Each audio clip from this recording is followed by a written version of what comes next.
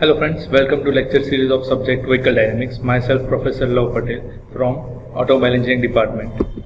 So it is our introduction lecture in which we will see about the importance of vehicle dynamics, what are the weightage of that particular subject in GTU. So basically the scheme of vehicle dynamics is like 3 lectures and 2 practicals. It contains almost 4 credit and overall marks that would be 150. So it is a professional elective type of course. So we can say that we can focus on mainly vehicle dynamics with future aspects. So prerequisite subjects are DOM, that is dynamics of machine, and automobile systems that you have already learned in previous semesters. So ultimately in these subjects we will understand about the principle and performance of vehicles in various models, or we can say in various conditions, like how they can behave in acceleration, turning, braking, hill climbing, etc. So based on that we will see the overall analysis of vehicle dynamics. Moving further, let us see about the different chapters that we are going to learn in this particular subject. So first, that is the understanding of vehicle dynamics. So in the first chapter we will see about what do you mean by vehicle dynamics, what are the different axis system, or how we can judge with help of dynamics for our overall vehicle. Second, that is the aerodynamics. We all know there are so many designs in car, sedan, SUVs, MUVs, hatchback. So basically these are the different designs.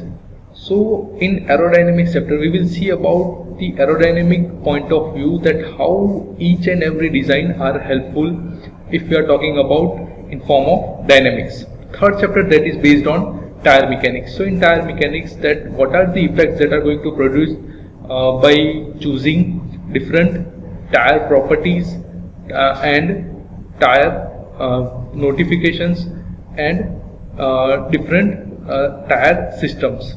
In the fourth chapter we will see about the importance of suspension, like what are the different type of suspension, and ultimately in overall vehicle dynamics we will see about the how our vehicle is going to react by changing any parameters from these. So fourth one, that is the suspension. Moving further, the fifth one, that is the steering system. We all know the steering system is the main part of our vehicle body from which we can easily turn our vehicle left or right. So that is the steering system, and there are so many parameters we can change in steering system. So based on that, how the overall vehicle is going to affect by changing these parameters we will see in that particular chapter.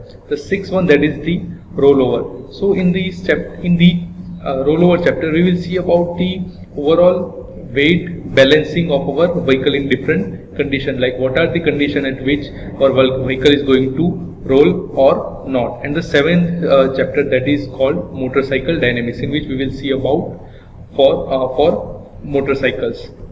So these are the 7 chapters. Now what is the outcome of our course? First, to understand the dynamics of vehicle ride. Second one, that is the calculation, like calculate and refer the loads and force that is associated with the vehicle. And the third one, that is the analysis of the behavior of the vehicles under acceleration, ride and braking. So under these circumstances.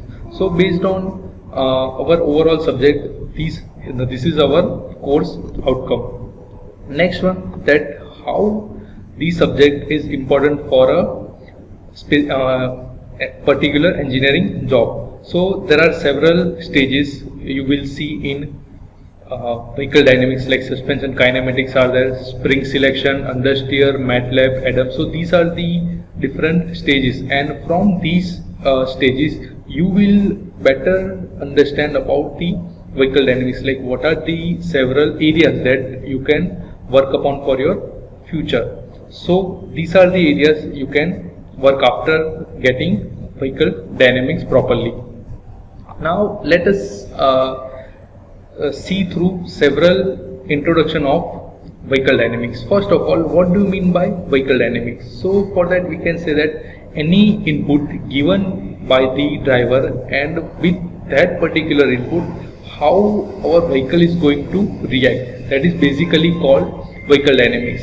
In terms of definition, we can say that for vehicles such as cars, vehicle dynamics is the study of how the vehicle will react to driver inputs on a given solid surface. So basically it is depending upon the driver, like how we are going to give some amount of input with respect to acceleration, braking and steering systems. So based on that input our vehicle is going to react. So the whole study came under the subject that is called vehicle dynamics. Also vehicle dynamics is the study of a vehicle in motion and how it behaves in motion. So basically vehicle dynamics covers this much area.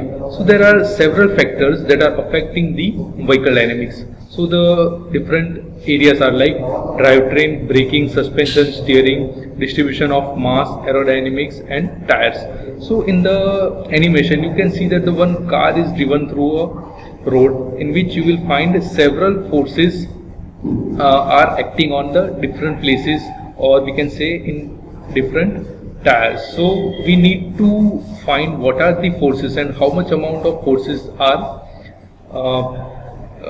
through that tire to our suspension system. So the whole study came under this subject that is called vehicle dynamics.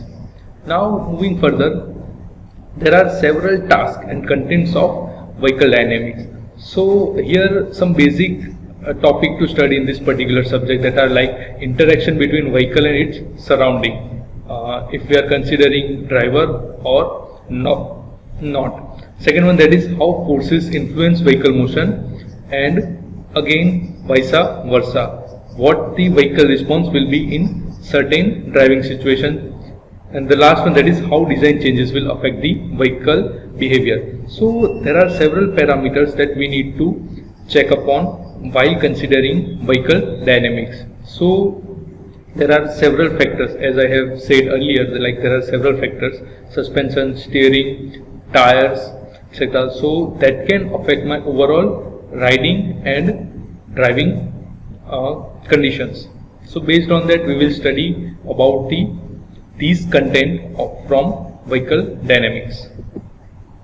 Moving further, there are several approaches and assumptions. Like first, if we are talking about different directions, so mainly we know that there are three kind of directions: longitudinal, lateral and vertical. So based on these three directions, we are considering the dynamic position. There are two positions, as you already know, statics and dynamics. So in vehicle dynamics we will only talk about the dynamic part. So in dynamic part we have considered three directions like longitudinal, lateral and vertical direction. So based on three direction, how our vehicle is going to react at each individual directions reaction, so that we will see in vehicle dynamics. For example, let us see about the longitudinal vehicle dynamics, in which we can consider the vehicle is moving on a hill. So in that case we will see that there are several forces and motions that is acting on longitudinal direction,